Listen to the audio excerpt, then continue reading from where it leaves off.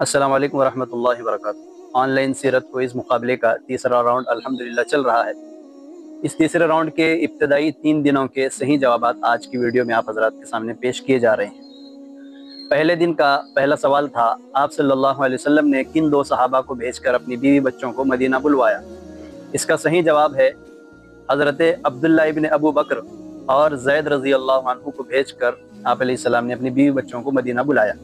دوسرا سوال تھا کہ عبداللہ بن سلام کا مسلمان ہونے سے پہلے کیا نام تھا؟ اس کا صحیح جواب ہے حسین نام تھا۔ حسین اردو لکھنے والوں نے سین سے لکھا ہے، حسین یہ صاد والا حسین ہے۔ حضرت حسن اور حضرت حسین کا جو نام لکھا جاتا ہے وہ سین سے لکھا جاتا ہے، اور یہ حسین صاد والا ہے۔ اس املے کے اندر بھی تھوڑا سا غلطی ہوئی ہے، اس کو بھی ذہن میں رکھیے۔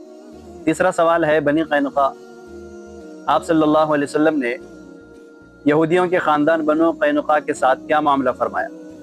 تو اس کا صحیح جواب یہ ہے کہ اللہ کے نبی صلی اللہ علیہ وسلم ان کے ساتھ جنگ کرنا نہیں چاہتے تھے، لیکن نوبت وہاں تک پہنچی اور انہوں نے ہتھیار ڈال دیے اور اللہ کے نبی نے انہیں جلا وطن کر دیا، یعنی شہر بدر کر دیا، مدینے سے باہر نکال دیا۔ چوتھا سوال ہے، جنگ احد کس سن ہجری میں ہوئی؟ اس کا جواب ہے جنگ احد سن 3 ہجری میں پیش آئی۔ پانچواں سوال ہے، مدینہ آنے کے بعد آپ صلی اللہ علیہ وسلم نے کتنے مہینے تک بیت المقدس کو قبلہ بنایا؟ صحیح جواب ہے 16 مہینے تک اللہ کے نبی نے بیت المقدس کو قبلہ بنایا۔ تیسرے راؤنڈ کا دوسرا دن، اس کا پہلا سوال ہے، بیر معونہ کا واقعہ کس سن ہجری میں پیش آیا؟ اس کا صحیح جواب ہے سن 4 ہجری میں بیر معونہ کا واقعہ پیش آیا۔ دوسرا سوال تھا دوسرے دن کا، کس پہاڑی کے دامن میں خندق کھدوائی گئی؟ اس کا جواب ہے سلع نامی پہاڑی کے دامن میں خندق کھدوائی گئی۔ تیسرا سوال ہے کہ صلح حدیبیہ کے شرائط کیا کیا ہیں؟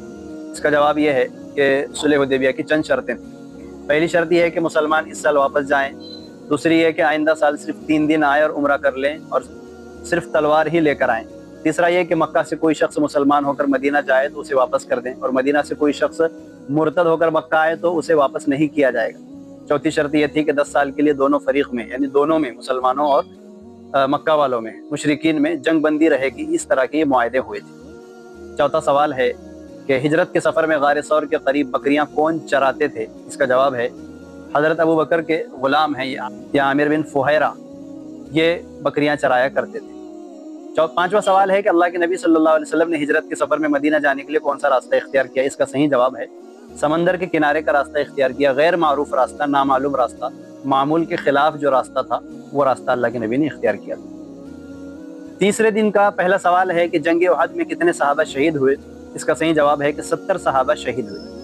دوسرا سوال یہ ہے کہ آپ صلی اللہ علیہ وسلم نے کتنے مسلمانوں کے ساتھ عمرے کے لیے مکہ کا رخ کیا؟ اس کا صحیح جواب ہے 1400 مسلمانوں کے ساتھ عمرے کے لیے مکہ کا رخ کیا۔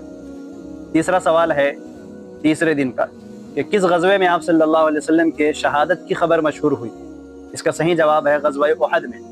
غزوہ احد میں یہ خبر عام ہوئی تھی کہ اللہ کے نبی نعوذ باللہ جو ہے قتل کیے گئے ہیں، یعنی اللہ کے نبی کو مارا گیا ہے، یہ خبر مشہور ہوئی تھی، حالانکہ وہ خبر غلط تھی۔ چوتھا سوال ہے ہجرت کے سفر میں ابو بکر صدیق رضی اللہ عنہ نے چرواہے سے دودھ لے کر کس برتن میں رکھا؟ اس کا صحیح جواب ہے چمڑے کے پیالے میں رکھا۔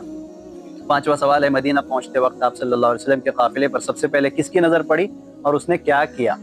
اس کا صحیح جواب یہ ہے کہ آپ صلی اللہ علیہ وسلم کے قافلے پر مدینہ پہنچنے سے پہلے ایک یہودی کی نظر پڑی جو ہر روز مدینہ والوں کی بے تابی کو دیکھا کرتا تھا۔ اس نے دیکھتے ہی فوراً ایک ٹیلے پر چڑھ کر، ٹیلا یعنی بلند جگہ کو کہتے ہیں ٹیلا، بعض لوگوں نے ٹیلے کی جگہ قلعہ لکھا ہے، قلعہ نہیں ہے، وہ ٹیلا ہے، ٹیلے پر چڑھ کر یعنی بلند جگہ پر چڑھ کر آواز دی کہ اے لوگو، تمہارا محبوب اور تمہارا مطلوب آ گیا ہے۔ تو یہ ابتدائی 3 دنوں کے سوالات کے جوابات ہیں جو صحیح جوابات ہیں۔ ماشاءاللہ ان جوابات میں تقریباً لوگوں نے 61 لوگ اس مرتبہ جوابات دے رہے ہیں، تو 61 میں سے تقریباً سبھی لوگوں کے یہ تمام جوابات صحیح ہیں، کوئی ایک آدھ جواب غلط آیا ہے، باقی تمام جوابات الحمدللہ صحیح دیے جا رہے ہیں۔ اگلے باقی 3 دنوں کے جوابات انشاءاللہ اگلی ویڈیو میں بیان کیا جائے گا۔ السلام علیکم ورحمۃ اللہ۔